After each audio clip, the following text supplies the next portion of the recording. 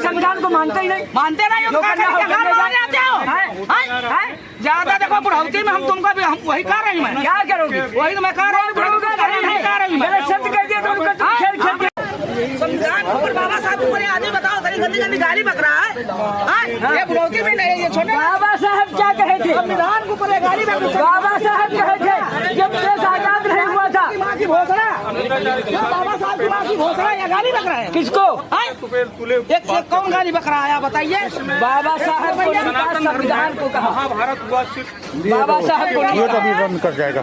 बाबा साहब को गाली नहीं दी आपने। संविधान बाबा साहब के ऊपर आपने संविधान को कहा हमने। बाजी करते हैं बाबा साहब को आप नहीं मीडियाबाजी करते हैं। हाँ समझ गए? आंखें मत दिखाओ, गाली नहीं हाँ वही संविधान में तुम भी यही पे हो। किसको समझे? मैं संविधान को मानता ही नहीं। मानते नहीं हो, आते हो ज्यादा। देखो बुढ़ौती में हम तुमको हम वही कह रही मैं, क्या करोगे? वही तो मैं कह रही हूँ। शब्द कह दिया तो उनका तुम खेल खेल देंगे। आप मुझसे मत खेल खेलना, आपने गाली बकोगे, मुझसे मत खेल खेलना। हम तुमको 2 मिनट नहीं लगेगा समझाने में। अगर संविधान के ऊपर गाली बकोगे